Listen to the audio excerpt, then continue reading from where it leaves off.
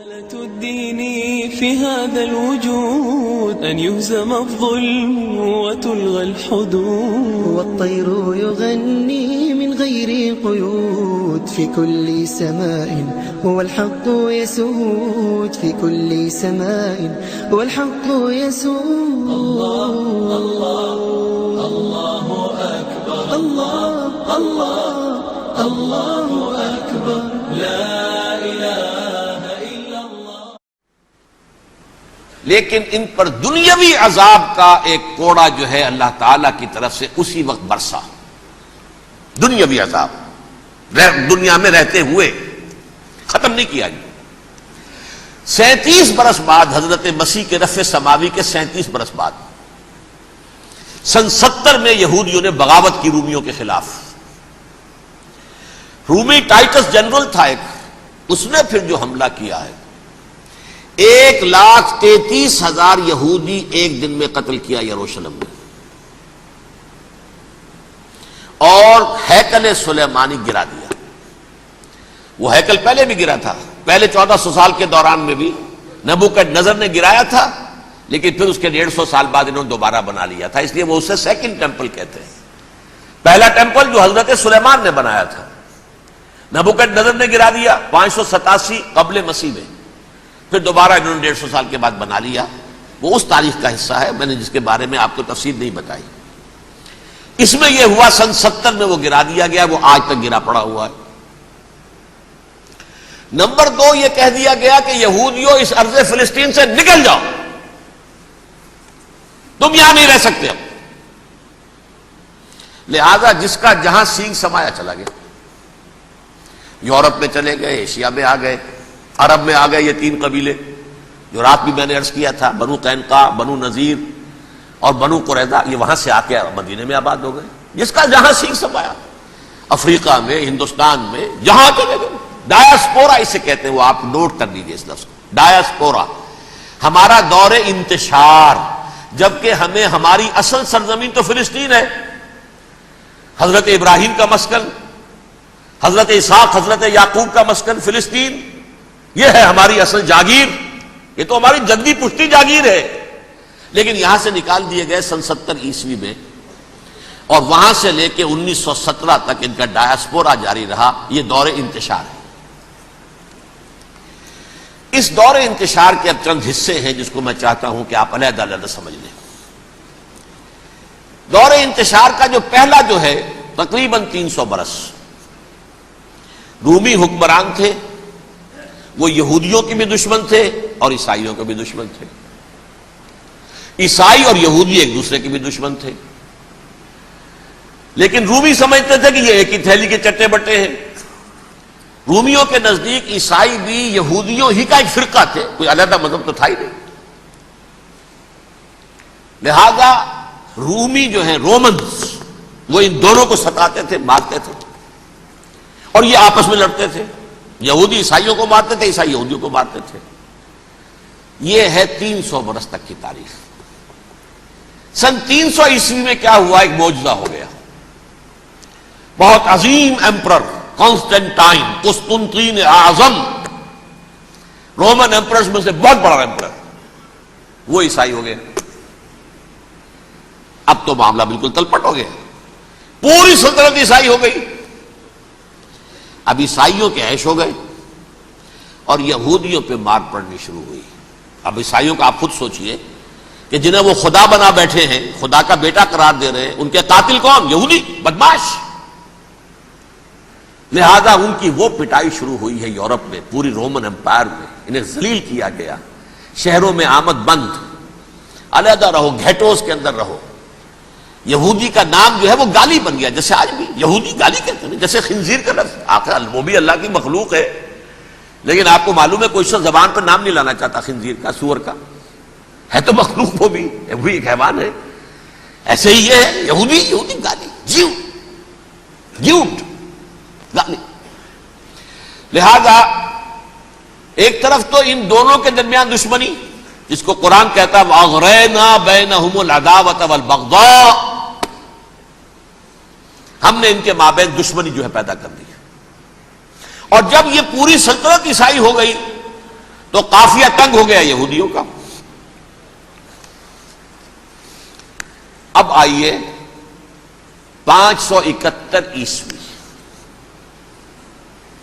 یعنی جبکہ ڈائسپورا کو کتنا عرصہ ہو چکا تھا؟ 500 برس. سن 70 سے شروع ہوا نا ڈائسپورا، جب ٹائٹس نے گرایا ہے ہیکل کو اور نکال باہر کیا انہیں فلسطین سے، بھاگ جاؤ یہاں ایک یہودی بھی نہیں رہے گا، فلسطین سے نکال دیے گئے. اس کے پورے 500 برس بعد سن 571 عیسوی میں حضور کی پیدائش ہوئی، ولادت باسعادت محمد الرسول اللہ صلی اللہ علیہ وسلم. 610 میں آپ پر وحی کا آغاز ہوا. لیکن حضور کے ساتھ ان کا معاملہ کیا رہا؟ اول تو جبکہ حضور ابھی مکے ہی میں تھے، یہودیوں نے ریشہ دوانیاں شروع کر دی حضور کے خلاف. قریش مکہ کو سکھاتے تھے، پڑھاتے تھے، ان سے یہ پوچھو، ان سے یہ پوچھو، یہ اس طرح تنگ کرو، ان سے یہ امتحان لو، یہ آپ کے علم میں ہے. سورہ بنی اسرائیل میں، سورہ کہف میں وہ سوالات، جو امتحانی سوالات آئے تھے، ذوالقرنین کون تھا، اصحاب کہف کون تھے، تم رسول بنے پھرتے ہو تو بتاؤ، اور یہ روح کی حقیقت کیا بتاؤ. یہ ساری ریشہ دوانیاں کر رہے تھے بیٹھے ہوئے، ابھی وہی پر حضور ابھی پہنچے بھی نہیں. ہجرت فرما کر حضور تشریف لے آئے تو حضور نے، جسے ماسٹر سٹروک کہا جائے گا، یعنی اسٹیٹس مین شپ کا ماسٹر سٹروک، آپ نے مدینے میں آتے یہودیوں کے ساتھ پیکٹ کر دیا، جوائنٹ ڈیفنس پیکٹ آف مدینہ، کہ اگر مکے والے ہم پر حملہ کریں گے تو ہم مل جل کر ایک قوم کی حیثیت سے مقابلہ کریں گے. یہ میثاق مدینہ کہلاتا ہے، جس کے بہت غلط معنی پہنائے جا رہے ہیں آج کل. بہرحال میں موضوع میرا چونکہ یہ نہیں، میں ادھر نہیں جاؤں گا. لیکن ہوا کیا؟ ہر مرتبہ یہ خیانت کے مرتکب ہوئے، ان نے جو عہد کیے تھے ان سے پھرے، اندر ہی اندر سازش، ریشہ دوانی، حضور کی بدترین دشمنی. سورہ نساء کی آیت نمبر 12 میں 14 میں 13 میں فرمایا ہے، لا تزال تطلع علی خائنۃ منہم. اے نبی، ہمیشہ آپ کے علم میں ان کی طرف سے خیانتیں، بددیانتیاں آتی رہیں گی. اور بار بار وہ مسلسل جنگ کی آگ بھڑکاتے تھے. قریش کو دعوت دیتے، آؤ آؤ آؤ، ہم اندر سے بغاوت کر دیں گے، تم آؤ تو صحیح، ختم کریں محمد کو اور اہل ایمان کو صلی اللہ علیہ وسلم ورضی اللہ تعالی عنہم اجمعین. لیکن پھر جب وہ آتے تھے تو یہ دبک جاتے تھے، ان میں ہمت نہیں تھی. میدان کے مرد نہیں رہے تھے. کہ سورہ حشر میں ان کا نقشہ کھینچا گیا ہے. کھلے میدان میں مقابلے کی اس کے اندر صلاحیت ہی نہیں ہے. یہ تو فصیلوں کے پیچھے سے، جیسے عورتیں کہیں دیہات میں لڑائی ہوتی ہے تو مرد جو ہے گلیوں میں لڑتے ہیں، عورتیں اوپر سے پتھر پھینکتی ہیں، بس وہ کام یہ کر سکتے تھے. من ورائے جدر، فصیلوں کے پیچھے سے، جنگ میں میدان میں نہیں آ سکتے. بہرحال قرآن مجید میں ہے یہ سورہ مائدہ کی آیت نمبر 64، کلما اوقدوا نارا للحرب اطفاها اللہ. اکثر و بیشتر مواقع پر تو یہ جب آگ بھڑکاتے تھے جنگ کی، اللہ اسے بجھا دیتا تھا.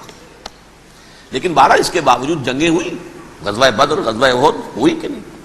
یہ ساری اصل شرارت ہوئی. اور اس کے نتیجے میں حضور نے پھر ایک ایک کر کے 3 قبیلوں کو سزا دی. غزوہ بدر کے فوراً بعد بنو قینقاع نکالے گئے مدینے سے. غزوہ احد کے فوراً بعد بنو نذیر نکالے گئے. اور غزوہ احزاب کے بعد بنو قریظہ نکال دیے گئے. یہ تو میں نے آپ کے سامنے رکھ دیا صرف حضور کے زمانے میں ان کا کیا رویہ رہا. دشمنی. رات بھی ہم نے وہ آیت پڑھی تھی، لَتَجِدَنَّ أَشَدَّ النَّاسِ عَدَاوَةً لِلَّذِينَ آمَنُوا الْيَهُودُ وَالَّذِينَ أَشْرَكُوا. اہل ایمان کی دشمنی میں شدید ترین تم پاؤ گے یہودیوں کو اور مشرکین. مشرکین بھی بعد میں ہے، پہلے یہودی. حضور کے بعد کیا ہوا اب یہ نوٹ کیجئے. یہ ان کی تاریخ کا دوسرا دور ہے. حضرت عمر رضی اللہ تعالیٰ عنہ کا عہد خلافت ہے. بیت المقدس کا محاصرہ کیا گیا. فصیل بڑی اونچی، شہر اندر سے سیلف سفیشینٹ، حملے کا راستہ کوئی نہیں. محاصرہ طول کھینچ رہا ہے لیکن ان کے پاس رسد بھی موجود ہے، پانی بھی موجود ہے. وہ دروازے بند کر کے بیٹھے ہوئے. بالآخر اللہ تعالیٰ کی مشیت کا ظہور کیسے ہوا؟ ان کے کچھ علماء آئے فصیل پر، کہا دیکھو مسلمانوں، تم قیامت تک بھی یہاں پڑے رہو گے محاصرہ کر کے ہمارا، یہ شہر فتح نہیں ہوگا۔ ہاں ایک درویش بادشاہ کے ہاتھوں یہ شہر فتح ہونا ہے، لیکن تمہارے اندر ہمیں وہ نظر نہیں آ رہا۔ ابو عبیدہ بن الجراح رضی اللہ تعالی عنہ امین هذه الامہ، ان کا فوراً ذہن گیا وہ درویش بادشاہ مدینے میں بیٹھا ہوا ہے عمر رضی اللہ تعالی سے، انہوں نے کھڑے ہو کر نشانیاں دیکھی ہیں، اپنی کتابیں کھولی، ہاں یہ وہی ہے، اچھا لو جی سرنڈر، شہر تمہارے ہاتھ میں۔ خون کا ایک قطرہ نہیں بہا اور بیت المقدس فتح ہو گیا۔